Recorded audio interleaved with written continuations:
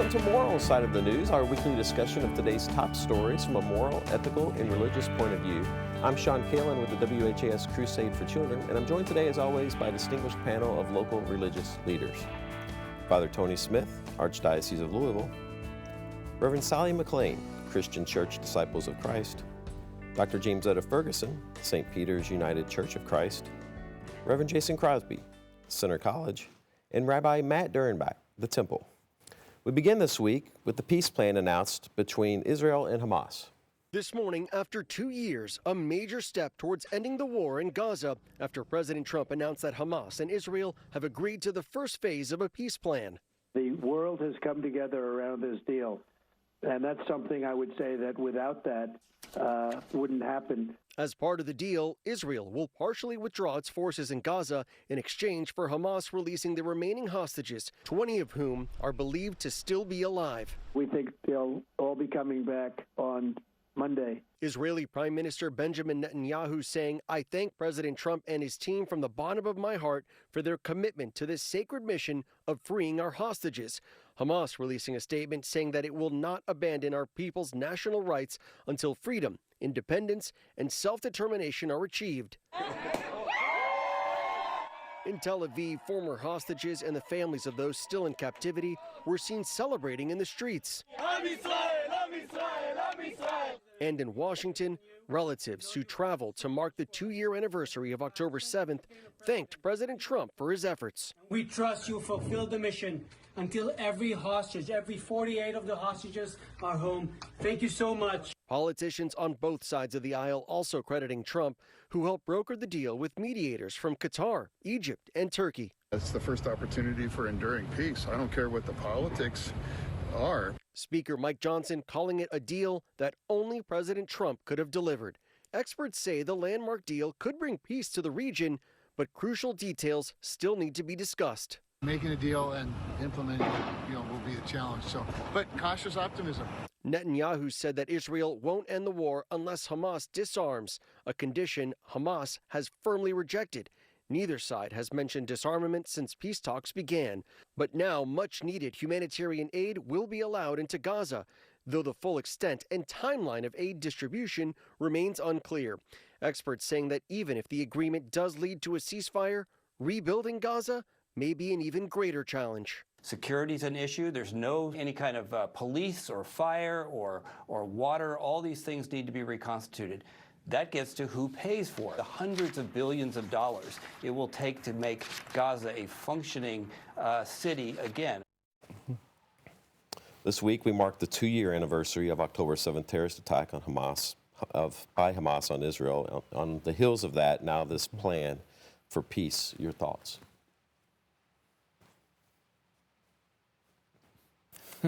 I'll start it off. Why not? Rabbi. Why not?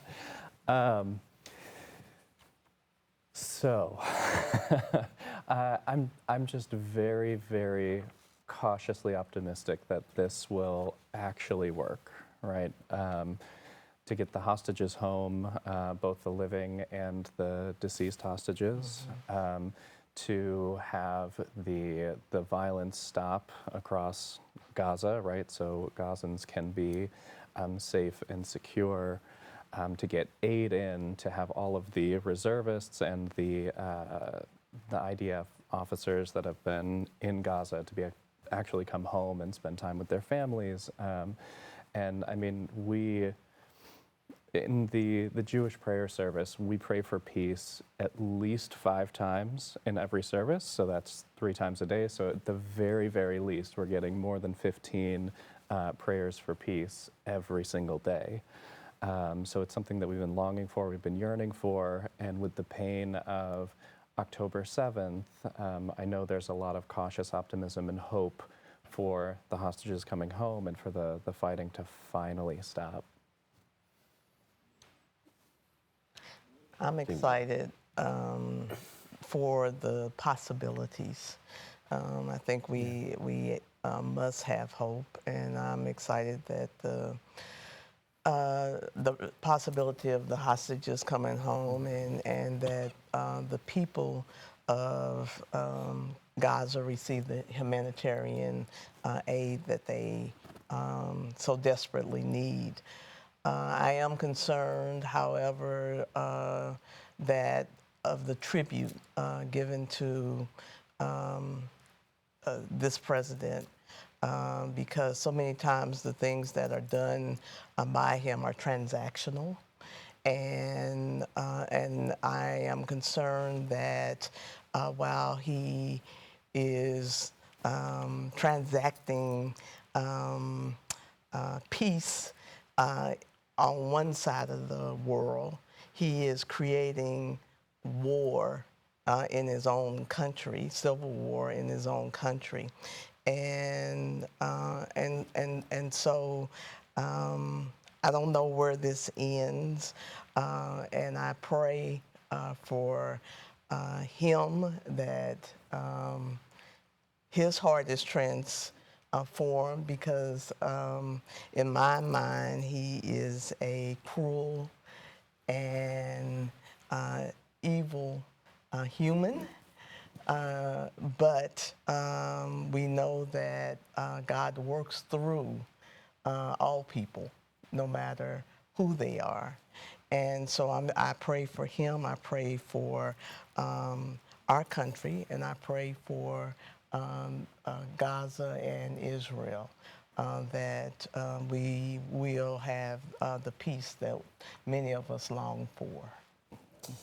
I think that we've been seeing over the past few years the devastation of war and what it can do. And I think the visual images have just been so heart-wrenching. Not only do you have the hostages, but then you have the visual images of what's happened to Gaza itself, and how will they ever rebuild that? And how will this war ever leave the hearts of the people who are enduring it? Mm-hmm. One side or the other. I mean, how is that ever going to stop? Well, certainly grateful that this current iteration of this long-running conflict that has devastated so many lives, not only over the course of the past 2 years, but for many decades now, has seemingly reached the closing of one chapter. And so grateful that there is a respite and a reprieve from hot conflict, from active engagement, seemingly at the moment. The concerns that I have moving forward are have been mentioned in part thus far, but the absence of raging, explicit conflict does not mean that a lasting, enduring peace will be present. Mm-hmm. And so now the next phase of this ongoing story will be, can conditions be put in place and agreements reached between the leaders of the Palestinians? And that's a big question, right? Mm-hmm. Who will be recognized by Israel as the legitimate leadership of the Palestinian people? Hamas, according to Israel, is off the table. The Palestinian Authority apparently is off the table. So if you have people without representation moving ahead, how will a more enduring, lasting peace be in place? So there are still many questions, but like others, I'm cautiously optimistic at this point in time. But the underlying conditions are still ripe, unfortunately, for ongoing continued tension and conflict. One of my additions would be, you mentioned who would be the authority for the Palestinians. I think from the other side of the coin, they may be looking at who's going to be the legitimate authority for Israel, because of politics there is just ungodly as well. Same disclaimers, same hopes for the offered up to the Lord God, and ask the Lord God to bless our efforts to bring about true peace. But as you say, it's been over about 75 years conflict. We have seen peace come and peace go. So I'm opening the book of the chapter. This chapter can be closed very quickly. My additional thoughts, I mean, not to try to be too negative, but I'm just probably the oldest one here in the regards to what I've seen happen, brings me very much a cautionary approach. If you look at the Christian scriptures, I think Paul says in Romans, I believe, if I paraphrase him, you cannot do evil no matter how much good comes about, basically. And I think what's going to have to happen before anything moves on that, issues of what Israel has done, what the Hamas has done, that all has to be answered in some form or fashion, internationally, nationally, whatever it may be, because there's been great evil done. And so is this going to be a good that comes from that evil? That's something to stir into the pot, I would suggest. The other thing is that you brought up, I think, when we look at the population now, what they have suffered on both sides, have we bred peace, or have we bred simply another generation of dissidents and warriors? Giving up weapons, they can give up weapons tomorrow. Weapons can be bought anytime they want them. Okay, from whatever. But when you have a child see his parents killed, you have a possible Hamas member.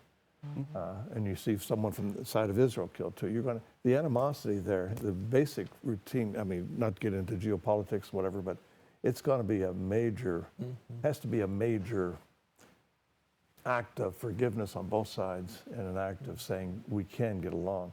My one political comment I would make, I don't think anything's going to happen here as far as peace goes until we have a two-state solution. Yeah. And if we don't have a Palestinian state recognized by Israel, then all of this is for naught. So. All right, great discussion. We'll follow it as it unfolds. We're in phase 1, as they say now, and broad newscast, so phase 2 is coming up. We turn now to the big story unfolding locally over the past couple of weeks, the significant JCPS budget shortfall. We have to do that in-house. JCPS Superintendent Dr. Brian Yearwood reiterating that he does not want a tax increase to balance the district's $188 million budget deficit, but says a tax increase may be necessary to update and even replace decades-old school buildings. We will need to have new buildings. We will need to have remodels happening. So again, those are things that will require additional revenue.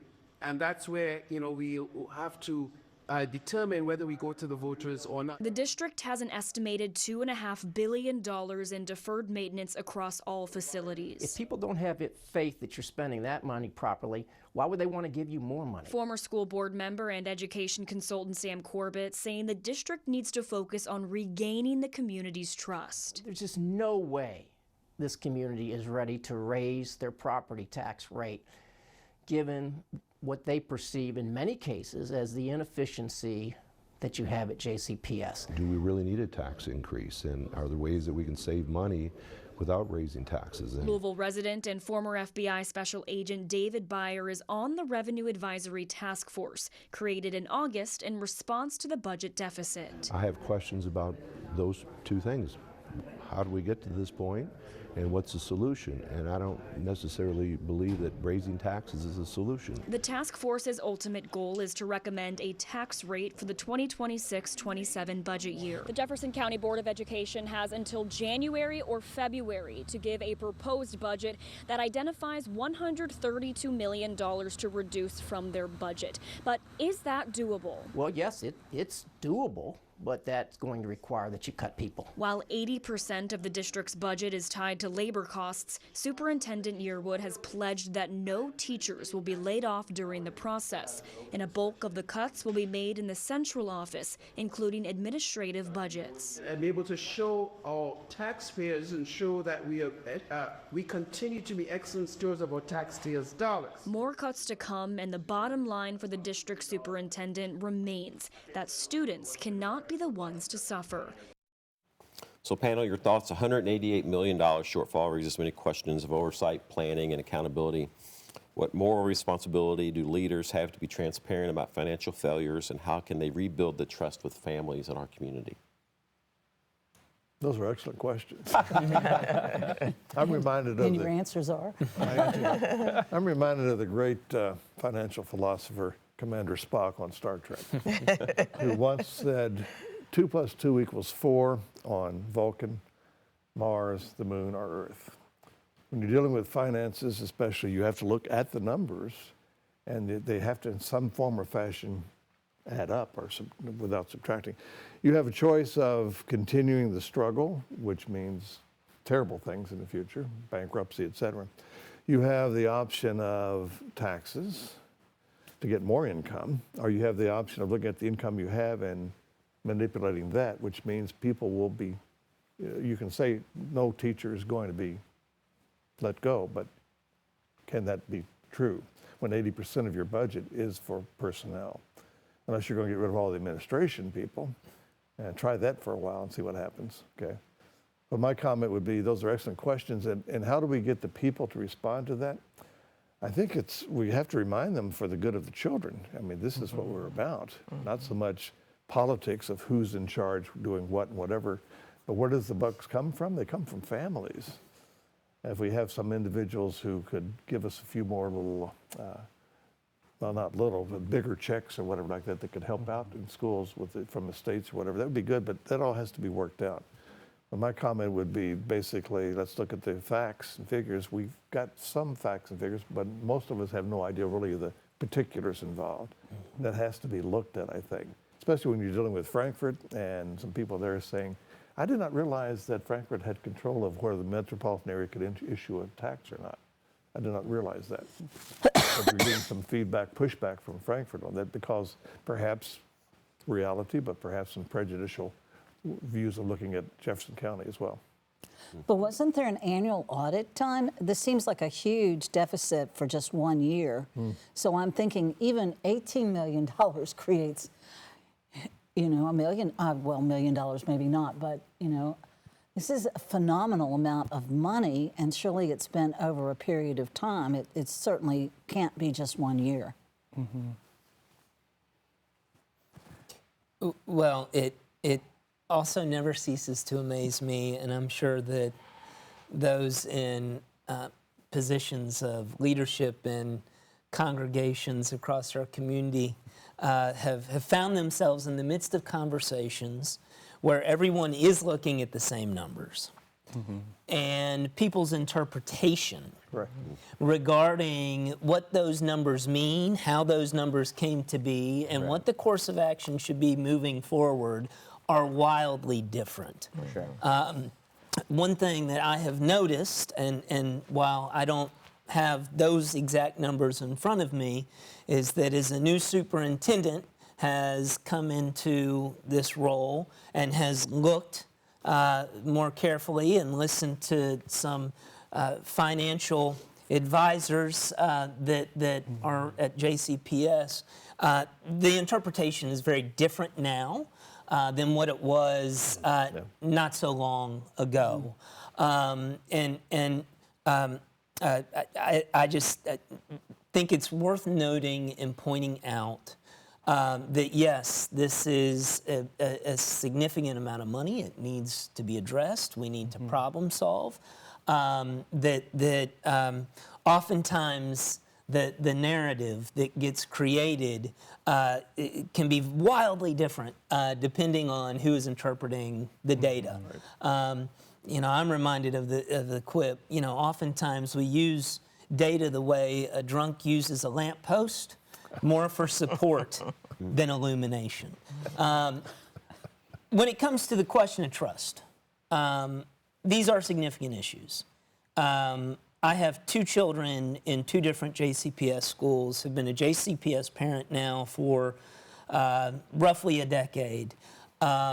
What I see, and this is just my experience, but I think it is worth putting forth at this point in time, is on the whole, not a blanket statement, but on the whole, what I see happening in the JCPS schools where my children are is inspiring, it's efficient, it's good use of community resources, teachers that care, administrators that are involved, support staff that are invested, and in the midst of these conversations that have many layers to them, as we're talking about trust, I think it's worth putting that forth, that at least from where I sit, there's reason for hope and optimism that the product that is being delivered is of excellent quality. Yeah. I want to go back to the 2 + 2 = 4. Which, no, I mean, it's great. Like, we need these numbers, and I think you're very right. Like, the numbers mean different things to different people. But I also don't want us to lose sight of the purpose of those numbers, right? The whole point of this is to create the best educational opportunities for our future as possible, right? Because we as a society have a responsibility to educate our next generation, and remember that they are our next generation. These are the people that are going to be coming into the society and eventually running the society. And so we really have a deep moral responsibility to each of these children to figure out this 2 + 2 = 4, how we as families and communities and individuals can help sort of do our part, and the school system can also sort of do their part with accountability, with transparency, with all of us remembering that it's each and every child that matters. I think it's important as a business person for budgets to be analyzed and for us to drill down, or the administrators or whoever to drill down on the particular costs and what has created the deficit. But I'm also curious in wondering how much of it is because of loss of federal funding to the education budget. And so I think that that is something that needs to be looked at as well, because I don't know the exact dollar amount, but I know that there has been an tremendous amount of federal dollars frozen and are taken away from our budget in Jefferson County. So I think audits are good. I think analysis are good. I think I do not believe that good teachers need to be laid off in any manner, because we don't have enough teachers now. And so if I were to start in that 80% of the budget, I would start with looking at the roles of the administrators. In my go ahead. I was going to say, in my before my supposed retirement, I was in charge of pastoring, however you want to say it, of about 10 parishes, 5 of which had schools. And to your point, Jamesetta, we did not have a federal pocketbook to look at. But still, in those 5 schools, we face the same issues here. But for some reason, because of the faith of the parents in the product, as it were, getting people ready for the future, it all came about. Now, some schools had to merge and all the good stuff, but you shake it up and you come to a conclusion which is best for the future generation. Yeah. Recognizing that the dollar only goes so far. Right. No matter if you go administration or teacher or student, whatever. So, anyway. Well, I'm just kind of concerned about the old buildings, because if you're looking at some buildings that are 100 to 50 years old, you have to keep the maintenance, you have to keep them up, or you have to build new ones, so there's always that going on. But you know, Tony, back to what you were saying, I think we could recommend you to be on the board to look over the whole thing so that you could straighten it out and everything would be absolutely perfect. Let me think about that. Another committee for you to join. There you go. Another committee But for old you to join. buildings, yes. One of the parishes I was at, we had a 60-year-old boiler. And we kept it up fairly well. In fact, the last boiler, when I was there, we had it inspected, and the guy says, "This is only about 20 years old, right?" "No, it's 60 years old." I said, "You're doing a very good job on that." But to that point, how do you get old buildings redone so that the youngsters coming in, it's just an administrative mess, no matter what you do. My routine would be... See, he's already solving the problem. See, I knew it. Okay, go ahead. No, let's get some, I presume they have teachers on the boards and all this other good stuff, representative. Let's not get representatives so much who are just there to look at the numbers and all that stuff. Let's get the actual people involved. Get the parents involved? Get the parents involved. Get the kids involved. That's a starter. Yeah. Okay. Yeah. But because we would say in our tradition, it's a family, or it's a family affair. Like St. Patrick, it's an up-and-coming parish. the numbers increase every year. We have a good product there. But it's costing a heck of a lot of money to do that. How do we go about without burdening our families, et cetera, from doing that? But let's get the folks involved and see what can be done. Donut sales don't work, this type of thing. So it has to be something major on that. So. Well, and I'm glad to hear such positive things out of a parent. Oh, yes. Like Jason. I mean, that's really good news. And that should be published. Yes, it should be. Mm-hmm. We really don't have time to move on to another topic. We have 3 minutes left, so let's not show the story about the Meals on Wheels, but you all have researched it with the topic that I sent out. This week, the federal cutbacks, the Meals on Wheels program was eliminated from federal money in Louisville. The mayor found money to supplement the budget. Your thoughts on that? And it goes to Jamesetta's point about federal cutbacks. So we have about 2 minutes left in the show. Just your quick thoughts on that program. I'm excited about that. We have a lot of seniors in our community, and they depend on Meals on Wheels. And in fact, Molo Village, our agency, has distributed Meal on Wheels. And so that it's just important that our seniors, who are some of our most vulnerable community members, they need those meals. And but it's always interesting to me that we're able to find money out of somewhere instead of that money being available to us from the very beginning, which I think kind of leads to the discussion about the federal the reliance on federal dollars for a lot of our community needs. Quickly, anyone else? About a minute and a half left. I would just mention that programs like Meals on Wheels or school programs, that after-school programs, before-school it is so important to remember as a community that not only is there a direct service that is provided, there are the indirect and secondary benefits to the larger community that come from these programs. Meals on Wheels, that regular interaction for older individuals, in addition to the nutrition and sustenance, that is significant socially, emotionally, and can be very helpful when it comes to reduction of real costs in the healthcare system, for instance, if issues are identified. All right, we'll end it there. Thanks so much for the great conversation this week. To our panel, Father Tony Smith, the Archdiocese of Louisville, Reverend Sally McClain, Christian Church Disciples of Christ, Dr. Jamesetta Ferguson, St. Peter's United Church of Christ, Reverend Jason Crosby, Center College, and Rabbi Matt Derrenbacher, the Temple. Thanks for joining us on Moral Side of the News this week. Join us next week for an all-new Moral Side of the News.